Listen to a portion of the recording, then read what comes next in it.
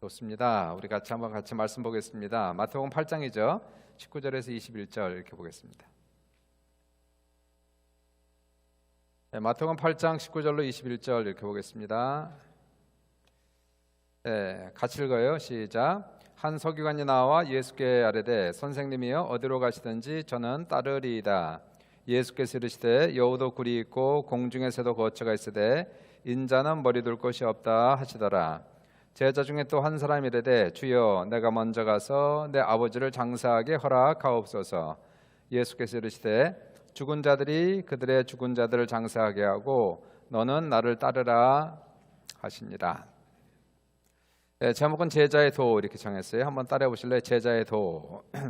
네, 좀 부담스러울 수는 있지만은 필요한 말씀입니다. 예, 오늘날 교회 공동체 안에는 여러 종류의 사람들이 있는데 첫 번째 교인이 있죠. 예, 교회는 교인이라고 하는 것은 교회 명부에 이름을 올리고 다니는 모든 사람들을 가리켜서 그냥 교인이다 이렇게 얘기합니다. 교인 중에는 신자도 있지만 불신자도 있어요. 처음부터 예수 믿고 다닌 사람이 있나요? 세상에서 전도받고 예수 안 믿지만 전도받고 그냥 교회 와서 한두 번 다니다가 재미를 붙이면 이제 교회를 계속 다니게 되는 거죠. 사람도 사귀고 또 외로움도 달래고 이민생활 속에서 교회 다니는 재미가 있습니다. 그래서 교회 재미를 붙이고 다니는 사람들도 있고요. 그런 사람들은 아직 예수를 믿지 않는 그런 불신자들도 있을 수가 있어요. 자, 그러다가 교회를 쭉 다니다가 예배드리고 말씀을 들으면서 새로운 걸 배우게 되죠. 영적인 세계를 알게 되고 그리고 또 영적 관심이 점점 생겨날 수 있습니다. 다는 아니지만 말씀을 들으면서 영적 세계에 대한 관심이 높아지고 질문도 많아지고요. 믿음도 생기고, 믿음이라고 하는 것은 말씀을 들음으로 생기는 거니까 또 주일날 또 수요일날 말씀을 듣다 보면 작은 믿음이지만 믿음이 생기고요. 진리를 알기 원하고 말씀을 좀 더 깊이 알기 원하고 또 은혜 받기 원하고 구원의 은혜가 무엇인가 또 궁금하기도 하고 이러한 사람들 가리켜서 보통 이제 구도자 그렇게 얘기해요. seekers, 구도자다 이렇게 얘기합니다. 이제 구도자의 삶을 이렇게 살다가 이제 어느 시점이 되면 복음을 깨닫는 날이 오겠죠. 영적으로 이렇게 열리는 날이 옵니다. 그래서 이 복음을 깨닫고 그리고 믿음이 확실하게 들어가서 예수를 믿고 예수님을 주님으로 고백하는 순간에 이제 신자가 되는 거예요. 그때 진짜 크리스찬이 되는 거죠. 그러니까 신자라고 하는 것은 교회를 다니는 무리들 중에서 구원받은 사람들, 거듭난 사람들을 신자 그렇게 얘기를 합니다. 신자라고 하는 것은 믿음으로 예수 그리스도와 영적으로 연합된 사람이죠. 예수의 영과 내 영이 믿음으로 말미암아 연합되어서 하나가 되어서 예수님이 내 안에 거하셔서 그러니까 예수의 영이 내 안에 거하시고 예수님의 은혜와 능력이 내 안에 흘러들어오는 사람, 그의 피로 죄사함 받고 그리스도 안에 있는 영생이 내 안에 들어와 주 안에서 영생을 누리는 사람들 체험합니다. 구원의 체험이 있어요. 거듭난 체험이 우리에게 따라오고 은혜 체험 이렇게 합니다. 마음의 감동을 받게 되고요. 자, 이러한 사람을 가리켜서 우리가 이제 그 신자다 그렇게 얘기를 해요. 그래서 가능한 한 모든 사람들이 다 신자가 돼야 되겠죠. 그냥 교회만 다니는 교인이 아니고 이제 교회를 다니면서 복음을 듣다가 구도자가 되다가 이제 어느 선을 넘어서 확실하게 거듭나서 이제 신자가 돼야 되겠습니다. 그러면 제자는 누굴까 하는 거예요. 제자라고 하는 것은 이제 헬라 말로 마세이테이스라고 하는 건데요. 스튜던트, 학생입니다. 퓨필이라고 얘기할 수 있어요. 복음서에서 제자라고 얘기하면 특별히 복음서를 얘기합니다. 오늘 복음서를 읽어 나가니까 마태복음에 나오는 복음서에서는 제자라고 얘기할 때 이 제자는 스승과 제자의 관계죠. 관계성이 있는 단어입니다. 스승이 없는 제자는 있을 수가 없는 거예요. 그러니까 이 제자라고 하는 것은 스승을 따르면서 그의 가르침과 기술을 전수받는 사람들, 이 사람들을 제자다 그렇게 얘기를 합니다. 그 당시에 바리새인도 제자가 있었고요. 서기관들도 제자가 있었고 세례 요한도 제자가 있었어요. 소수입니다. 무리가 아니고 군중이 아니고 소수의 무리들이 전폭적으로 그를 따라다니면서 그의 메시지를 받고 그리고 기술을 전수받는 사람들. 그럼 예수님의 제자라고 하는 것은 신자가 되고 나서 그냥 교회만 다니는 것이 아니고 주님의 삶을 닮아가는 사람, 주님을 전폭적으로 따라다니는 사람, 삶을 닮아가고 주님의 사역을 배우고 기술을 전수받는 거니까요. 주님의 사역을 배우고 또 이것을 후대에 전수하는 사람, 배우고 이것을 후대에 전수하는 사람, 전수받고 전수하는 사람, 이 사람을 가리켜서 이제 제자라는 단어를 쓰게 됩니다. 제자의 삶을, 신자의 삶은 파타임일 수가 있어요. 그냥 주일날 잠깐 나와서 예배드리고 그리고 은혜 받고 그리고 주중에는 별 관계없이 살아가는 사람들 많이 있죠. 근데 제자의 삶은 그렇게 살 수가 없습니다. 제자라고 하는 것은 파타임으로는 불가능하고 오직 풀타임으로 평생 가는 삶이 제자의 삶이다, 이렇게 얘기해요. 왜냐하면 세상에서도 한번 보세요. 특정 예술, 뭐 도자기를 굽는다든가 뭐 특정 어떤 무용을 배운다든가 고전 무용이나 자, 이러한 것들을 어떤 특별한 뭐 무용 뭐예요? 그 예술 하는 사람들 있지 않습니까? 자, 이러한 스승으로부터 전수를 받으려면 최소한 몇 년을 배워야 돼요. 최소한 그 사람들에 붙어서 밤낮으로 붙어서 그 예술을 전수를 받아야 됩니다. 그리고 또한 수년 내에 되는 것이 아니고요. 배우고 또 그래서 수십 년에 걸쳐서 마스터를 하는 거예요. 이게 제자죠. 제자와 스승과의 관계를 지금 얘기를 하는 것인데, 그럼 우리가 얘기하는 제자라고 하는 것은 이제 그렇게 생각을 하셔야 되는 거예요. 예수님의 제자가 된다 그러면 주님을 전폭적으로 따라다니면서 마치 12사도가 주님을 3년 동안 따라다니면서 같이 먹고 같이 살고 같이 배우고 그리고 사역을 전수받은 것처럼 예수님의 제자들은 바로 그러한 헌신을 한 사람들을 가리켜서 이제 제자다, 그렇게 얘기를 하게 됩니다. 이제 물론 이제 교회 다니는 사람들마다 자신이 추구하는 신앙 목표가 같지 않습니다. 다 생각이 여러 가지 생각을 가지고 있어요. 교회를 왜 나오는지, 왜 다니는지, 예수를 믿는 목적도, 동기도, 목표도 다 틀릴 수가 있겠죠.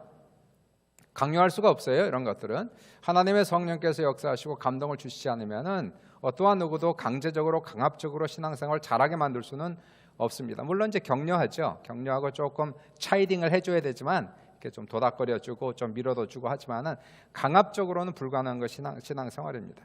결국 내 마음속에 어떤 감동이 생겨야 되는데 동기부여가 스스로 생겨야 되는데요. 이 자신이 추구하는 신앙 목표들이 좀 틀려요. 어떤 사람은 그냥 예수 믿고 그냥 주일날 교회 다니는 것으로 만족하는 사람들이 있어요. 더 이상 푸시하지 말란 얘기예요. 나 그걸로 만족하겠다는 얘기지. 나 예수 믿고 그냥 주일날 교회 다니고 그냥 은혜 받고 뭐 더 이상은 나한테 요구하지도 말라라고 얘기하는 분들이 있어요. 그럼 그분들이 그게 자신들의 신앙의 목표죠.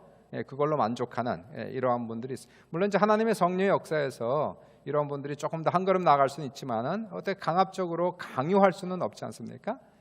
물론 격려는 하지만, 독려는 하지만. 그런데요, 어떤 사람은 그렇지 않습니다. 어떤 사람은 그걸로 만족이 안 된 사람들이 있어요. 신앙의 만족, 영적 만족을 못 느낀 사람들이 있습니다.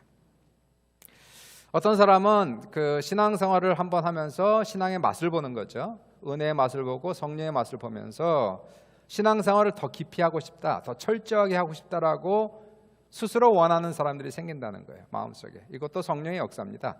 하나님께서 성령께서 이끌지 아니하시면 그렇게 올 사람이 없는 거죠.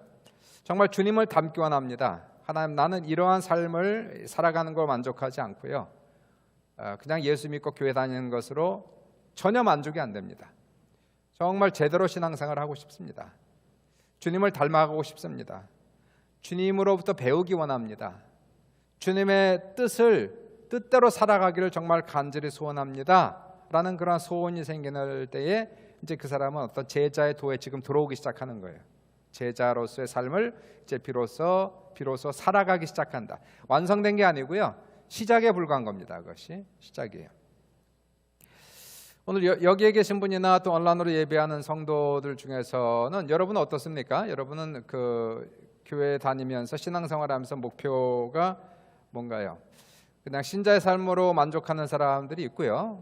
그걸로 나는 충분합니다, 만족합니다, 감사합니다 라고 하는 분들이 있는가 하면 어떤 분들은 그거 말고 조금 더 잘했으면 좋겠다, 더 깊이 갔으면 좋겠다, 올인을 한번 해보고 정말 제자의 삶을 살기를 간절히 소원한다라는 분들이 있는데요.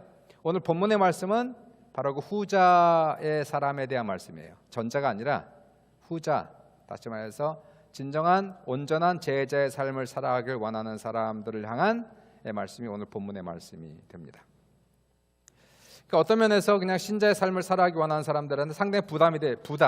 그냥 부담이 되는 말씀이고, 원치 않으니까 그런 말씀. 그러한 걸 원치 않는 사람에게는 이게 상당히 부담이 되고요. 근데 이러한 삶을 원하는 사람에게는 부담이 아니라 도전이 되는 거예요. 챌린지가 되는 거예요. 한번 챌린지를 해보는 거죠. 이러한 삶을 내가 어디까지 갈 수 있을까? 이제 자기 한계를 한번 보는 거죠.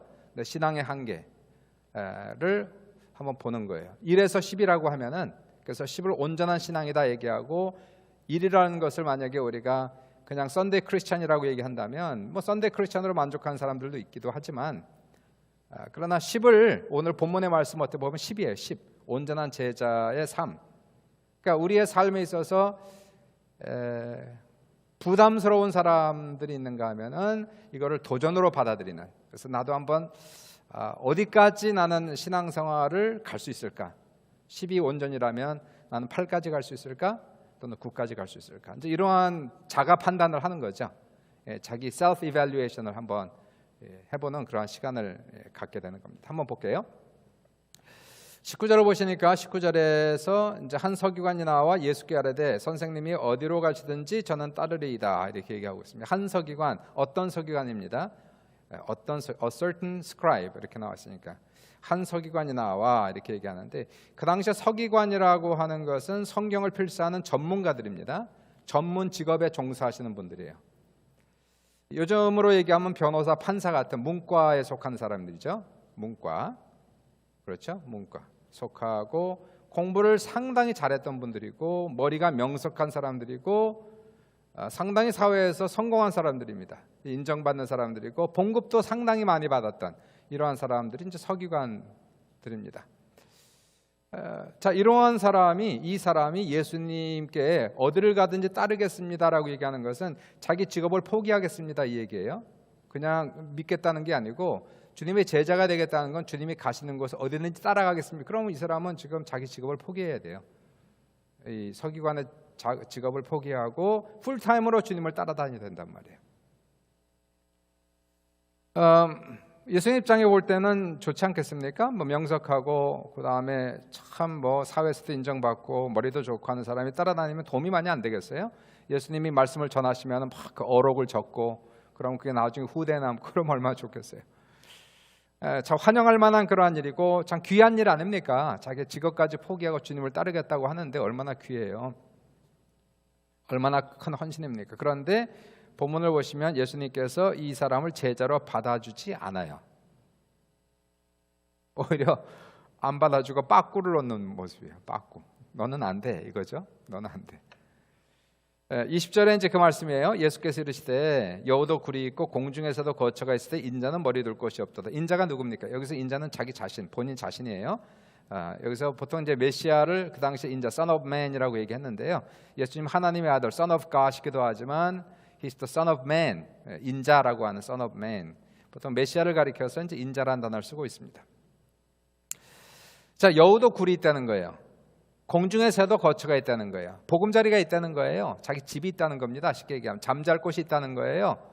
아무리 힘들어도 밤에는 집에 들어가서 다리 쭉 펴고 잠잘 수 있는 그러한 집이 있다는 거예요. 그런데 인자는 머리 둘 곳이 없다. 그렇게 지금 얘기하고 있어요. 잠잘 곳이 없다는 거예요. 그러니까 이 말씀은 뭐냐면 이 서기관에게 하는 것이 너 정말 직업을 포기하고 내가 어디로 가든지 따라오겠느냐? 내가 가는 곳이 어딘지 아느냐 이걸 묻는 거죠. 내가 가는 삶은, 내가 사는 삶은 고단한 삶이라는 거예요. 이 삶은 고단하고 힘들고 배고프고 목마르고 잠잘 곳도 없고 불편하게 사는 것인데 그런데도 나를 따라오겠느냐 이렇게 지금 거꾸로 대묻고 있는 그런 거죠. 그러니까 이 예수님께서 이 사람을 돌려보내면서 성급하게 판단하지 말고 성급하게 결정하지 말고 다시 한번 곰곰이 생각해보고 다시 오라는 얘기예요. 이러한 희생을 각오하고라도 이 모든 걸 다 포기했는데 돌아오는 것이 뭐 무슨 영광과 박수와 이런 게 아니고 고통과 고난인데도 불구하고 그런데도 불구하고 돌아가지 아니하고 포기하지 아니하고 끝까지 나를 따라올 수 있는 그런 마음이 있으면 다시 한번 오라는 얘기예요. 그다음 제거해 주겠다는 얘기죠. 그래서 이 사람을 바꿔 놓는 거예요. 그러니까 가만 보시면요, 내가 원한다고 다 제자가 되는 건 아니라라고 얘기할 수 있습니다. 물론 내가 제자가 되고 싶은 소원이 있어야 되고 의지가 있어야 돼요. 그러나 내 소원과 의지만 가지고 되는 것도 아니고 주님의 허락이 있어야 되는 거예요. 주님이 받아줘야 제자가 되는 겁니다. 그렇죠. 제자와 스승과의 관계가 그런 거 아니겠습니까? 이 스승은 많은 제자를 둘 수가 없어요. 소수의 제자만 두는 겁니다. 왜냐하면 그들에게 삶을 가르치고 사역을 전수해야 되니까 수많은 사람들을 가르칠 수가 없는 거예요. 아주 뽑고 뽑힌 사람들만. 그러니까 다 원한다고 하는 것이 아니라 원하는 사람들 중에서 주님이 뽑아주시는 거거든요. 근데 여기서 우리가 알아야 되는 것이, 그럼 왜 예수님께서 이 서기관에게 퇴짜를 넣었을까 하는 그 궁금증이 생깁니다. 왜 그랬을까? 이 사람이 뭐가 부족했을까? 이제 이 질문이죠. 추측인데요. 추측을 해보는 겁니다. 이 사람에게 퇴짜를 놓은 이유를 한번 보는 거예요. 우리가 지금 마태복음 뭐를 봤습니까? 마태복음 5장, 6장, 7장을 뭐라고 그랬죠? 산상수훈이다 이렇게 얘기하죠. 주옥 같은 말씀, 너무너무나 기가 막힌 그런 말씀들을 예수님께서 마태복음 5장, 6장, 7장에서 그렇게 얘기하시니까 사람들이 이 말씀을 듣고 난리가 났어요. 난리가 났어. 세상에 이런 말씀을 들어본 적이 없는 거예요. 어떠한 서기관이나 바리새인으로부터도 이러한 말씀을 해본 한 사람이 없었습니다. 권위 있는 말씀, 주옥 같은 말씀, 어떻게 이러한 말들이 사람의 입에서 나오느냐는 얘기예요. 사람들이 다 쉽게 얘기하면 뿅 같다라고 얘기하는 거죠. 수많은 사람들이 있어요. 사람들이 다 넋을 놓고 주님의 말씀을 듣고 있는 그게 산상수훈의 말씀이었습니다. 그 산상수훈이 끝나고 8장을 넘어갔어요. 8장을 넘어갔더니 8장에서 예수님께서 나병을 고치셨죠. 그 다음에 또 뭐 고쳤어요? 중풍병 고치셨죠? 그 다음에 또 뭐 고치셨죠? 지난주에 보시니까 열병을 고쳤지 않습니까? 열병. 세 종류, 이것을 뭐 말씀으로 그냥 바로 고치시고 밤에 되어서 수많은 사람들이 예수님의 집에 모이되니까 모든 병을 다 고치시고 모든 귀신을 다 내쫓으셨어요. 사람들이 또 난리가 났습니다. 이분은 말씀만 잘하는 줄 알았더니 그게 아니라 엄청난 거예요. 뭐 능력이. 기적이 나타나고 이적이 나타나고 귀신이 떠나가고. 자, 이러한 사역을 주님이 하고 계시고 옆에 있는 제자들이 옆에 있었지 않습니까? 사도들, 베드로, 요한, 이 사람들 보니까 얼마나 멋있어 보여요. 그런 모습들이 선망의 대상이고 인기의 대상 아닙니까? 그 사람들이 주인공들 아니에요. 예수님과 제자들이 그냥 스테이지에 올라가 있는 거 아닙니까? 스테이지에 올라 있으면 다 멋있어 보여요. 여러분도 올라와 보세요. 다 멋있어 보여요. 다 멋있어 보여요. 그러니까 이러한 열광적인 분위기예요. 그러니까 예수님과 제자들은 그런 열광적인 분위기를 지금 타고 올라가는 겁니다. 인기 상승, 인기 최고, 이거예요. 이러한 열광적인 분위기 속에서 서기관이 주님 어디를 가든지 따라가겠습니다. 지금 딱 얘기하는 거거든요. 그러니까 자기도 그 예수님의 제자의 무리에 들고 싶었다라고 얘기하는 거죠. 그러니까 예수님께서 이제 이 사람에게, 자, 이 사람이 자기의 생활에 터전을 버리겠다는 거 아닙니까? 물론 주님이 부를 때는 버려야 됩니다. 베드로, 요한 다 자기의 직업을 버리고 따라왔어요. 그러면 이 사람도 주님을 따라오려면 레위도 자기의 직업을 버렸습니다. 이 마태도 버렸습니다. 베드로도 그럼 이 사람도 주님을 따라오려면 서기관의 직업을 버려야 돼요. 자기의 직업의 터전을 내려놔야 됩니다. 좋은 건 보이는데 근데 실질적으로 이 사람은 주님을 따른다는 것의 참된 현실을 다는 모르는 거예요. 그것만, 보이는 것만 보는 거지 보이지 않는 것은 모른단 말이에요. 주님을 따르는 일이, 사역하는 일이 항상 멋있고 항상 신나는 일이 아니라는 거죠. 좁은 길, 주님께서 이 말씀하셨어요. 좁은 문, 좁은 길, 새벽부터 늦게까지 쉬지 않고 일하고 전도하는 일, 신나고 감동이 넘치는 순간들도 있지만 지치고 피곤하고 힘든 날이 더 많고, 그래서 이러한 이유 때문에 병도 걸릴 수 있고 손해도 볼 수 있고 이런 엄청난 수고를 한데도 불구하고 수많은 바리새인들의 비판과 손가락질과 지시와 질타를 받기도 하고 온갖 수욕을 당할 수 있는 그러한 길, 그 길이에요. 지금 이 길이. 그 위험 부담이 지금 있는 겁니다. 이거 아느냐는 얘기예요. 서기관한테. 너 이거 알고 지금 가는 거냐? 이거 대문 들고 있는 거예요. 영광을 받기도 하지만은, 그러나 바리새인들과 서기관들, 이 사람은 아니지만 다른 서기관들이 예수님을 어떻게 해서든 잡기 위해서 하여튼 뭐 별 일들을 다 하지 않았습니까? 귀신이 들렸다는 얘기를 하기도 하고 뭐 여러 가지 방법으로 예수님을 잡기 위해서 그러한 일들을 했던 모습을 보면서요. 그러니까 고통과 고난이 따르는 그 길인데 너 이거 알고 지금 나를 따라온다고 하는 거냐? 아니면 영광스러운 그냥 이 아주 열광적인 이 사건 하나만 딱 보고 지금 따라오느냐? 지금 제가 보기에는 이 서기관은 현실을 지금 모르는 거예요. 사역의 현실이 뭔지를 모르고 지금 따라가겠다. 그러니까 주님께서 아서라 얘기죠. 한 번 더 생각해봐라. 왜 그렇지 않습니까? 초신자 때 은혜 받고 성령 체험하면 물불 가리지 않는 경우가 있지 않습니까? 그때 뭐 성령 받고 처음에 예수 믿고 성령 받으면 뭐 전 세계를 그냥 내가 다 통일할 것 같은 느낌 들지 않습니까? 여러분 안 그러세요? 예, 그런 느낌이 와요. 뭐 그냥 죽지도 않을 것 같고 그냥 뭐 아프지도 않을 것 같고 성령이 충만하면 막 그럴 때 성급하게 사역자의 삶을 헌신하는 것은 위험하다. 물론 저는 그랬어요. 저는 뭐 사실 예수 믿고 나서 한 1, 2년 만에 헌신하고 신학교 그냥 뛰어들어갔지만 그래서 다행히 지금까지 잘 왔지만 근데 보면은 그렇게 그냥 막 함부로 성급하게 결정을 해서 중도에 하차한 사람들이 한두 명이 아닙니다. 막상 가보니까 그게 아니거든. 자기가 생각했던 그런 로맨틱한 그런 라이프가 아니었다는 거예요. 신학교도 가보니까 신학교에 대한 그 환상이 다 깨지고 사역을 들어가 보니까 사역에 대한 환상 다 깨지고 선교에 대한 환상 다 깨지고 막상 가보니까 현실은 현실이라는 얘기죠. 성령 충만할 때 모르는데 이게 성령 충만, 은혜 충만이 이게 평생 가는 게 아니라 감정은 식어지는 거거든요. 그럼 남는 건 뭐밖에 없을까요? 남는 건 신앙과 인내밖에 없는 거예요. 어려운 길을 걸어갈 때, 사막과 광야의 길을 걸어갈 때는 이게 다 그냥 소진됩니다. 은혜가 소진되고 성령 충만 다 소진되고 남는 거는 그냥 그 안에서 견뎌내는 것, 참아내는 것밖에 없어요. 자, 그게 이제 여기서 얘기하는 제자의 삶의 도를 얘기하는 것임을 얘기합니다. 왜 그렇지 않습니까? 젊은 나이 두 사람이 그냥 불똥이 튀기는 사랑을 하게 되면 막 그러한 그냥 불똥이 튀기는 상태 속에서 그것만 가지고 그 사랑만 있으면 모든 전 세계를 우리가 다 극복할 수 있다라고 생각하지만 그렇지 않잖아요. 막상 결혼하면 현실이 부딪히지 않습니까? 사랑은 식어지죠. 더더욱이나 만약에 남녀 사이에 환경에 넘어야 되는 환경의 산이 많다면 그거야말로 정말 힘든 거예요. 그러니까 이러한 차원에 있어서 예수님께서 이 서기관에 얘기하는 것은 온전한 제자가 되는 것, 온전한 제자가 되기 위해서 시작을 잘해야 되는데 첫 단추를 잘 껴야 된단 말이에요. 너무 성급하게 결정하지 말라는 얘기죠. 포기하고 희생해야 되는 것이 무엇인지 잘 깊이 생각해보고 결정하라. 이렇게 예수님께서 돌려보냅니다. 한번 다시 생각해보고 긁고 다시 와라 이 얘기예요. 누가복음 14장 28절에도 이런 말씀을 해요. 이것도 역시 제자의 도에 대한 얘기인데요. 특별히 누가복음은 제자의 도한 말씀이 더 많이 나오는데 이런 말씀을 하죠. 비유입니다.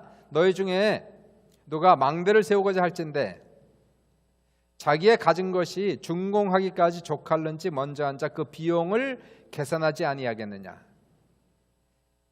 그렇게 아니하여 기초만 쌓고 능히 이루지 못하면 보는 자가 다 비웃어 이르되 이 사람이 공사를 시작하고 능히 이루지 못하였다 하리라 라고 얘기하고 있어요. 예를 들어서 내가 제자의 삶을 가겠습니다. 뭐 사역자의 길을 걸어가겠습니다. 뭐 결단은 좋았는데 가다 보니까 힘들면 포기해요. 엎어져요. 넘어져요. 그러면 사람들이 웃는단 말이에요. 비웃는단 말이에요. 그러니까 비용을 생각하라는 거죠. 카스트가 뭔지 알라는 얘기예요. 그 가는 길에 과연 이 카스트가 뭔지 비용이 뭔지를 계산하고 그러한 비용을 낼 수 있는 그만한 능력이 있으면 그러면 공사를 시작할 것이고 그만한 능력이 없으면 시작도 하지 말라 그렇게 얘기하는 것이 여기서 말하는 제자의 도를 지금 얘기합니다. 왜냐하면 이제 물론 이게 이제 어쩌면 저 사역자에 좀 더 가까운 것 같아요. 이 본문 말씀 같은 거는 사역자의 삶을 보면 겉으로는 화려해 보이고 멋있어 보이고 항상 앞에 나오는 거니까 스테이지에 올라가는 사람 아닙니까? 저는 얘기하고 사람들을 듣고 좀 어떻게 보면은 사람들에게 그 선망의 대상이 될 수 있는 그러한 위치일 수 있지만 그러나 사역자의 이면에는 남모르는 고난이 있다는 거예요. 말할 수 없는 그러한 일들이 있다는 겁니다. 그 길이 십자가의 길이고 한 번 시작하면 끝낼 수가 없지 않습니까? 뭐 신학교 가고 목사 된 다음에 안수받고 목사인데 그다음 목사를 뜁니까? 어떻게 뛰어요? 뛰지 못하잖아요. 평생 같이 가야 되는 거 아닙니까? 괜히 이거 뭐 잘못 시작하면요, 나도 고생하고 남도 고생시키고 이거 참 어려운 일이에요. 그러니까 이 삶이라고 하는 것이, 사역자의 삶이라고 하는 것은 시작할 때에 뭐를 생각해야 되냐? 고생하기 싫어하는 사람, 어렵게 살기 싫어하는 사람, 욕먹기 싫어하는 사람, 비판받기 싫어하는 사람, 이런 사람 아예 시작하지 말아야 되는 게 사역자의 길 아니겠습니까? 나도 잘 살고 싶고, 나도 명예를 구하고 싶고, 나도 높아지고 싶고, 나도 영광을 받고 싶고, 그러한 욕심이 여전히 있는 상태에서 만약에 사역의 길을 걸어간다면 그 사람은 실패가 아주 눈앞에 보이는 겁니다. 가는 길에 아주 엄청 깨지는 거예요. 그냥 무지무지하게 깨지는 거예요. 아마 목회 평생 하고 깨지다가 은퇴하는 거예요. 아마 그렇게 될 거예요. 그러니까 이 길은, 그래서 이러한 길들은 깊이 고려하고, 그러니까 우리가 신자가 있고 우리가 제자가 있고 이렇게 있단 말이에요. 지금 얘기하는 거 온전한 제자를 얘기했습니다. 10점짜리를 얘기하는 겁니다. 대부분의 사람들은 1에서 10 사이에 있는 거예요. 2, 3, 4, 5, 6 이렇게 있는 건데, 우리가 지금 온전한 제자의 삶을 하나의 도전으로 받아들인다면, 부담이 있는 사람이 있을 수 있지만 그건 어쩔 수 없고요. 부담이 아닌 도전으로 받아들인다면 나는 어떻게 하면 저러한 온전한 제자의 삶을 살아갈 수 있을까라고 얘기할 때에, 그때 중요한 것은 우리가 가지고 있는 희생이 무엇인지, 포기해야 되는 것이 무엇인지 먼저 생각하고, 그리고 그래도 하겠다 하면은 그때는 헌신해야 되는 거예요. 인도에 이제 이상 목사가 작년인가 재작년인가 이제 그러한 저한테 컨파이드를 하더라고요. 그러한 얘기를, 내적인. 근데 거기에도 보시면은 그 목회자들 간에, 부부 간에, 사역자들 간에 문제가 많아요. 부부 간의 관계에 문제가 있단 말이에요. 거기에도 뭐 사역하는 걸 보면 정말 잘합니다. 뭐 하루에 나가서 뭐 전도하고, 뭐 그냥 뭐 쉬지 않고 전도하고, 그 젊은 사람들이, 20대 사람들이, 30대 사람들이, 우리 뭐 40대 50대가 되어도 그냥 뭐 아무것도 못한 사람들이 허다한데, 거기는 뭐 신학교도 제대로 졸업하지 않은 그런 1년만 졸업하고 나면 목사가 되고, 뭐 사역자가 돼서 나가서 전도하고 영혼 구원하고 귀신 쫓아내고 교회를 개척하고, 자기가 담당하는 교회가 뭐 10개가 되고 20개가 되고 좋단 말이에요. 좋아 보여. 그럼 여성들, 자매들이 이제 이상 목사가 하는 얘기예요. 그 자매들도 이제 사역자들 자매들이 많이 있어요. 그러니까 사역자들 자매들이 보면, 이 남자 사역자들 보면 선망의 대상이단 말이에요. 사역 잘하지 않습니까? 그러니까 야, 성공하는, 정말 주님을 사랑하는, 와, 엄청나게 열매가 있는. 그래서 이제 너무 선망의 대상에 결혼을 한단 말이에요. 결혼하고 나서 여자들이 변한대. 이제 이 사람 얘기가 그런 거예요. 변한다는 거예요. 그래야 가정에 문제가 생긴다는 거예요. 무슨 문제냐 하면은, 무슨 문제일까요? 사역은 잘하는데 돈을 못 버는 거야, 이 사람들이. 그잖아요. 무슨 돈을 벌어. 그러니까 지금 이 아내들이, 사모들이 지금 그 사역을 하면서 남편들이 돈을 못 벌어오니까 당장 호구지책이라 지금 문제가 생긴 거예요. 먹고 사는데 문제가 있단 말이에요. 지금 사모는 해야지, 그 다음에 애들은 키워야지, 먹고는 살아야지. 근데 당장 사역할 때는 그것이 좋아 보였죠. 막상 이제 삶을 살다 보니까 여기서 엄청난 문제를 이제 닥치면서 남편들을 이제 들들 볶는 거죠, 쉽게 얘기하면은. 그러면서 문제가 생기기도 하고, 뭐 깨지기도 하고, 거기도 목회자 부부가 그래서 깨지는 사람들도 있고 그렇단 말이에요.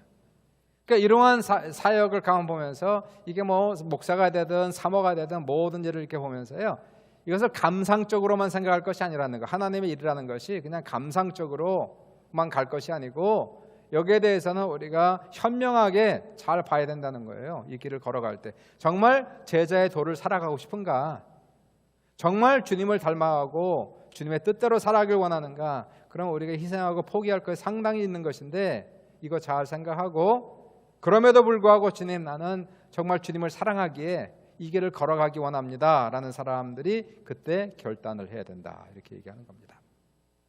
그러니까 첫 번째 사람한테 이제 주님께서 퇴짜를 놓으면서 빠꾸시키면서 하는 얘기고요.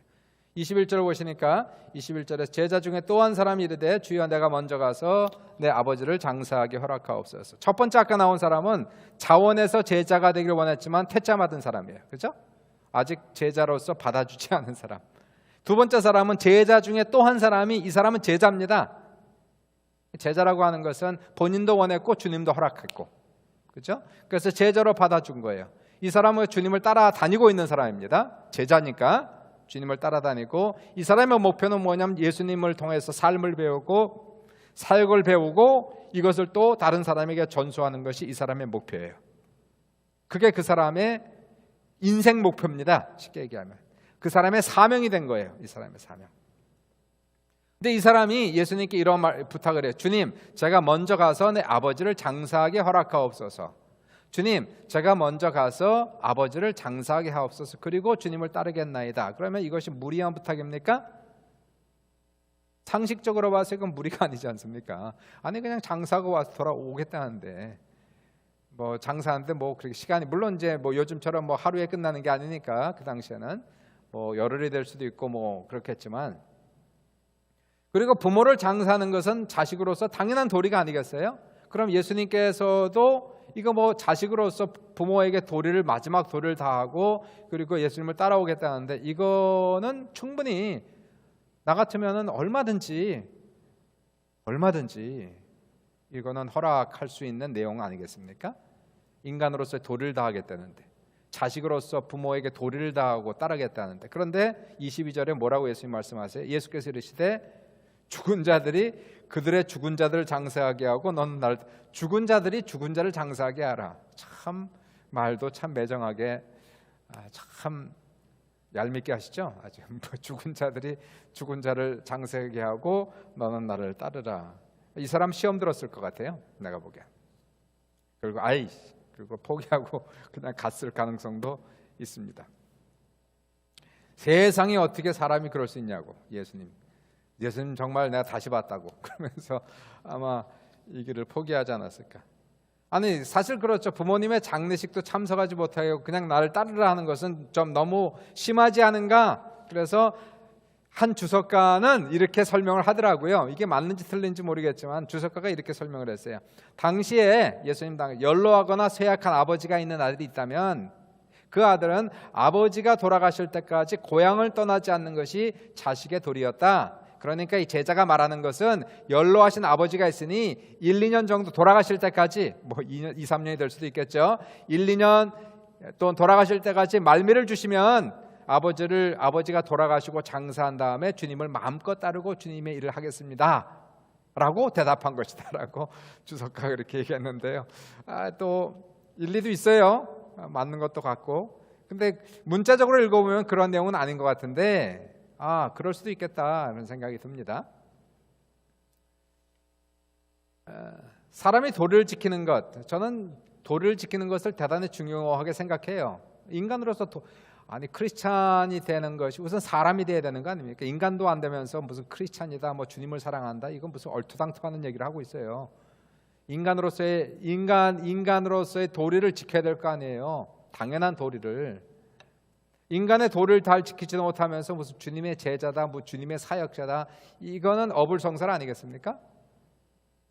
디모데전서 5장 4절에서도 이런 말이 있어요. 만일 어떤 과부가 있어요. 요즘처럼 뭐 펜션이 있고 뭐 아니면 뭐 올데이지가 있고 캐나다처럼 잘 돼 있으면 모르겠는데 그 당시는 그게 아니거든요. 과부, 인컴 소스가 없습니다. 만일 어떤 과부에게 자녀나 손자들이 있거든 그들로 먼저 자기 집에서 효를 행하게 하여 부모에게 보답하기를 배우게 해라. 그러니까 교회 손 벌리지 말게 하라는 거예요. 이 과부들이 교회 와서 무조건 손 벌리지 말게 하고, 우선은 그들에게 자녀와 손자들이 있다면 그들로 하여금 먼저 효를 행하게 하라. 부모에게 보답하라. 이렇게 지금 얘기를 하고 있는 거예요. 그러니까 이게 이 성경에서도 보시면은 이 사람으로서, 인간으로서 도리를 잘 해야 된다는 그런 말씀들이 분명히 나와 있단 말이에요. 우리는 어떠한 위치가 있지 않습니까? 남편과 아내와 부모와 자식과 뭐 여러 가지 그러한 타이틀이 있고 그런 모자를 쓰고 있는 거 아니에요. 그럼 거기에 따른 책임과 의무와 도리가 당연히 생긴다는 건데, 이걸 무시해버리고 그냥 뭐 주님의 일을 한다고 다 팽개치고 가는 게 이게 말이 됩니까? 안 되잖아요. 욕먹잖아요 그렇게 하면. 오늘도 손녀딸 둘을 이제 학교에서 픽업을 하고 2시 50분에 픽업하고 밥 먹이고 1시간 반 정도 제 아내하고 애들하고 놀아주고 봐주고 놀아주고 그다음에 이제 제 딸이 와서 이제 픽업을 해갔는데 할아버지의 도리, 이게 할아버지가 되니까 그게 도리예요. 책임이 따르는 겁니다. 해야 되는 거죠. 뭐 목회 바쁘다고 난 목회 바빠, 난 목회해야 돼. 나 손녀딸 못 봐. 난 목사니까 난 목회해야 돼. 이거는 안 있잖아요. 뭐 제가 만약 24시간 목회입니다. 내가 만약 성교 나가 있다 그러면 이해가 되죠. 그거는 나가 있는 거니까 하나님의 일을 위해서 어쩔 수 없이 나가 있는 거. 지금 여기 있으면서 내가 24시간 하루 종일 기도하고 하루 종일 성경 보고 하루 종일 목회한다면 충분히 그러한 말을 할 자격이 있지만 항상 뭐 24시간 목회합니까? 제가 놀기도 하고 쉬기도 하고. 그럼 놀 시간은 있고 쉴 시간이 있으면서 애를 볼 시간이 없다. 그거 말이 안 되지 않습니까? 상식적으로 생각할 때. 그러니까 인간으로서 자기의 의무와 도리를 감당할 수 없다는 것은 내가 무슨 하나님의 일을 하니까 못하겠다, 이거는 핑계가 되지 않는다는 거예요. 그러니까 성경에서는 분명히, 성경은 전체적으로 볼 때 인간의 도리와 책임을 굉장히 중요시 여깁니다. 굉장히 중요시 여기는 거예요. 부모가 됐으면 자식을 잘 돌보아야 되는 것이고, 또 부모에게 효도를 해야 되는 것이고, 형제간의 우애를 가져야 되는 것이고, 다 필요한 거예요, 그것이. 그런데 오늘 본문의 말씀은 반대 아니에요, 반대. 도리를 지키지 말라는 얘기야. 부모에게 장례식도 참석하지 못하게 하는 거 아닙니까? 그럼 이게 뭔 뜻일까요?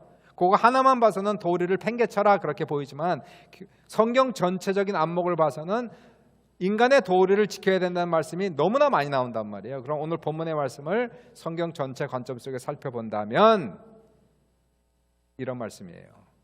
인간의 도리와 책임을 지켜야 되지만 그러나 때로는 그러한 인간의 도리까지도 포기해야 할 상황이 있다는 겁니다. 제자가 된다면, 사역자가 된다면. 왜냐하면 결국 우리는 먼저 그 나라와 그 의를 구해야 되니까. 우리의 삶에서 가장 중요한 분은 하나님이니까. 때로는 하나님께 드리는 효와 내 부모에게 드리는 효가 같이 가면 좋은데 그것이 서로 일맥상통되지 않을 때에, 서로 그것이 반발할 때, 서로 튀겨나갈 때에는 내가 누구에게 효를 해야 될까요? 하나님께 효를 해야 될까요? 내 인간의 부모에게 효를 해야 될까요?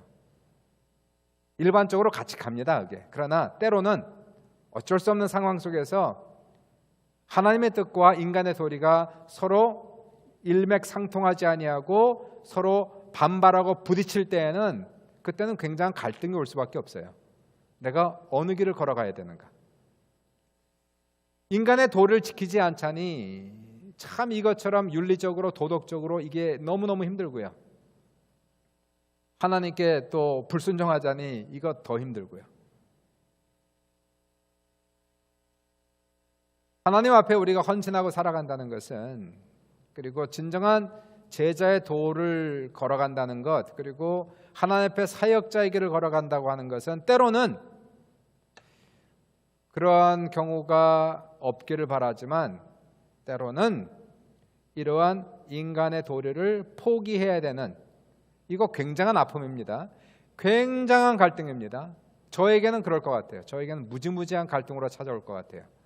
만약에 그러한 상황이 나한테 찾아왔다면 저 이거 밤새 아마 잠도 못 잘 것 같습니다. 아마 일주일 내내 금식해야 될 것 같습니다. 너무 이게 갈등이 커서. 예수님을 보세요. 예수님 결혼도 하지 않으셨어요. 싱글이었습니다. 가정을 꾸리지 않았어요. 이왕 좀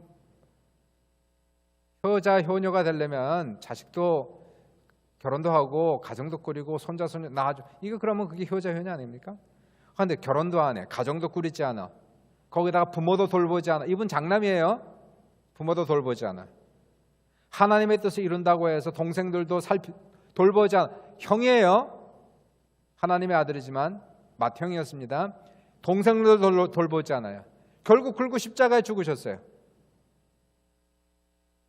그럼 이분은 인간적으로 장남의 역할을 감당하지 못했고 마리아에게는 불효자입니다. 자식이 죽는 걸 봤단 말이에요. 인간으로서는 불효자지만 하나님 아버지에게는 절대 순종했던 진짜 효자였단 말입니다. 이게 이제 서로 상반되는 그런 경우가 온 거예요. 예수님께는. 그러니까 제자나 사역자가 된다는 것은, 그래서 온전한 사역자의 길을 걸어가고 제자의 도를 살아간다는 것은 때로는 그러한 일이 평생 한두 번 있을까 말까 알겠지만 때로는 인간의 도리를 다할 수 없는 희생까지도 각오해야 된다는 거예요. 지나치게 인간의 도리를 찾다가 하나님의 뜻을 그르치는 사람들이 생긴다는 겁니다. 이 사람이에요. 이 사람. 인간의 도리를 지나치게 찾다가 결국은 하나님의 뜻을 그르치는 사람은 제자의 자격이 없다 이거죠. 제자의 자격이 없다. 그러니까 우리의 삶에 있어서 온전한 제자의 도를 살아간다는 것은 넘버 1 하나님, 넘버 2 가정 이렇게 해야 되는 거예요. 이게 바뀌면 절대로 안 됩니다. 됩니까? 가정이 먼저 오는 게 아니라 하나님 먼저 오는 겁니다. 가정이 먼저가 아니라 하나님 먼저란 말이에요. 이게 정말 참된 제자의 삶을 살아가는 사람들에게는 프라이어리티를 지금 얘기하는 겁니다. 뭐 그렇다고 가정을 팽개쳐라 이런 거 아니지 않습니까? 직장을 팽개쳐라 이런 것도 아니지 않습니까? 우리의 삶 속에 있어서 가치 우선순위를 얘기할 때에 우리에게는 가정보다, 내 남편보다, 내 아내보다, 내 자식보다, 내 부모보다 하나님이 먼저다. 이게 제대로 서 있지 않으면은 결코 이 진짜 예수를 따라가는 이 제자의 완성도를 우리가 이룰 수가 없다는 거예요. 누가복음 6장 61절 62절에 이런 말씀도 있는데요. 비슷한 말씀입니다. 또 다른 사람이 이르되, 이것도 제자입니다. 주여 내가 주를 따르게 했나이다마는 나로 먼저 내 가족을 작별하게 허락하소서. 이것도 역시 비슷한 내용이죠.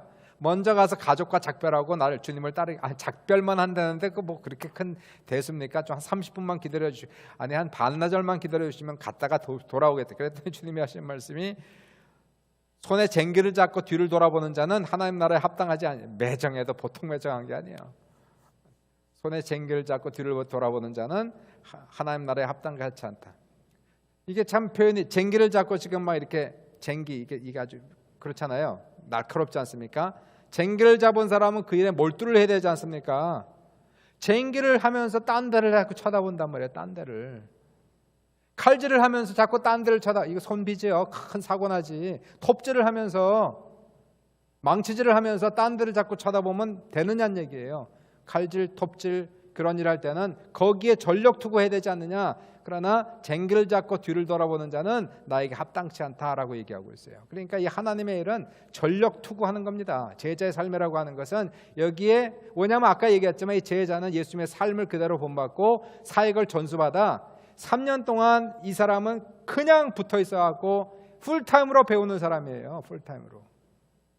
그래야 이게 전수가 되는 겁니다. 그리고 또 다시 전수해 줄 수 있는.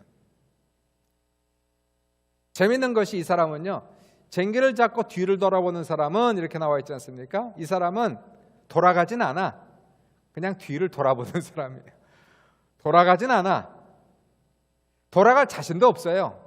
온 게 너무 많아갖고 돌아가려니까 너무 돌아가는 길도 멀고 돌아가기도 아깝고, 돌아갈 자신도 없으면서 여전히 마음 안에는 세상에 있는 사람들이다라고 주석가가 얘기하더라고요. 돌아갈 자신도 없으면서 여전히 자기 마음에는 세상이 가득한 사람, 두 마음을 품은 사람이다라고 얘기를 하고 있어요. 그러니까 하나님과 세상을 겸하여 섬기는 사람, 하나님과 물질을 겸하여 섬기는 사람, 이 사람은 온전한 제자가 아니다, 이 얘기를 지금 하고 있는 거죠. 신자일 수는 있겠죠. 세상도 사랑하고 하나님도 사랑하고 참 우상 숭배하는 신자 같은데, 하여튼 뭐 있을 수 있어요. 뭐 워낙 약하다 보니까 세상도 하나님도 물질도 명예도 다 사랑하고 하나님도 그 중에 하나가 되는, 마치 힌두교 사람들처럼 여러 신 중에 예수님을 하나로 섬기듯이 우리도 세상도 물질도 명예도 성공도 그 중에 예수님도 껴서 이렇게 믿는 사람들도 있지 않겠습니까? 제자는 그게 허락이 안 되는 거예요. 제자는 확실해요. 프라이어리티가 확실합니다.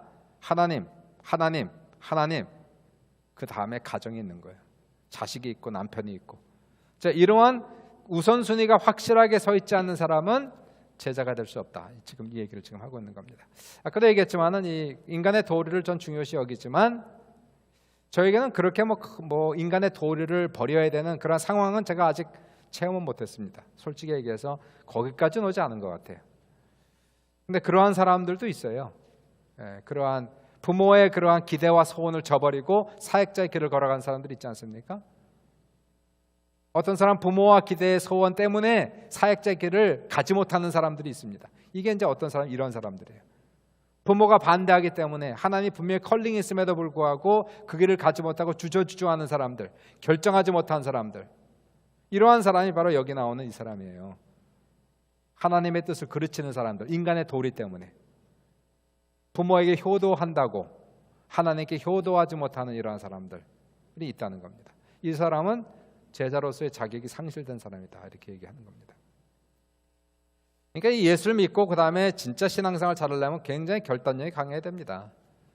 이 부분에 있어서 흔들리지 않는 그러한 삶을 우리가 반드시 살아가야 됩니다. 참 이게 그렇죠. 그래서 오늘도 말씀을 드렸지만은 뭐 그냥 신앙생활 교회 다니면서 대충 하기 원하시는 게 목표다라는 사람들에게는 이 말씀이 별로 크게 와닿지도 않고 부담스럽지만, 그러나 신앙생활 정말 제대로 하고 싶고 하나님을 기쁘게 하고 천국에 올라가서 큰 상급을 받기를 간절히 소원하는 사람들에게는 자, 이러한 말씀들이 우리에게 굉장히 도전적인 말씀으로 우리에게 찾아오게 되죠. 이 말씀을 내가 어떻게 내 삶 속에 적용시킬 수가 있을까? 이건 이제 우리의 숙제에 들어갈 수가 있겠습니다. 두 가지를 생각하시면서, 그래서 희생이 무엇인가, 포기해야 될 것이 무엇인가 알고 그리고 나서 결정하라는 것이 첫 번째. 두 번째는 우리 프라이어리티의 문제죠. 그래서 우선순위가 정확해야 된다는 거예요. 두 마음을 품어야 되는, 인간의 도리가 중요하지만 때로는 그것이 서로 상충될 때에는, 그때는 엄청난 갈등이 우리에게 찾아옵니다. 그 갈등 속에서 인간의 정에 끌리면 안 된다는 거예요. 하나님을 선택해야 된다. 이게 이제 두 번째 나오는 말씀이 되겠죠. 네, 부담스럽습니까? 아니면은 도전이 됩니까? 여러분의 신앙생활은 지금 어디 있으세요? 1에서 10까지. 1은 썬데이 크리스찬이다 생각하시고 10은 온전한 제자의 길이다라고 얘기한다면 대부분의 사람은 중간이거든요. 다 중간에 와 있습니다. 5, 4, 3, 7 뭐 이렇게 와 있는데 8 뭐 이렇게 와 있지 않습니까? 저 같은 경우 글쎄 뭐 7쯤 와 있을까, 8쯤 와 있을까 뭐 그렇게 보는데 아직까지 여기까지 제가 미쳤습니까? 아직 못 미친 것 같고요. 뭐 이렇게 살아가지도 않고 제가 뭐 여우도 굴이 있고 뭐 있는데 뭐 인자는 뭐 제가 뭐 이렇게 잠도 못 자고 뭐 그냥 이렇게 돌아다니는 사람들도 아니고 잘 자요. 그냥 잘 편안하게 잘 살아요. 그렇죠? 그러니까 뭐 내가 이 말씀대로 이렇게 살고 있다라고 얘기할 수 없네. 그렇다고 부모의 뭐 어떤 자식의 도리를 저버리고 주님의 뜻을 따라가는 그것도 아니고 제가 그런 것도 없고, 그러니까 뭐 이러한 갈등이 나한테는 그렇게 많이 있지는 않습니다. 그럼에도 불구하고 자, 이거는 보시면 어떤 상황적인 이러한 상황이 우리에게 닥쳤을 때를 얘기하는 거예요. 혹시 이러한 상황이 우리에게 닥친다면 우리는 도망갈 것이냐, 이러한 상황을 피할 것이냐, 아니면 이러한 상황에도 불구하고 이 길을 갈 것이냐라는 결단이 중요한 거죠. 네, 은혜가 되기를 주님의 이름으로 축원합니다. 걸어가시나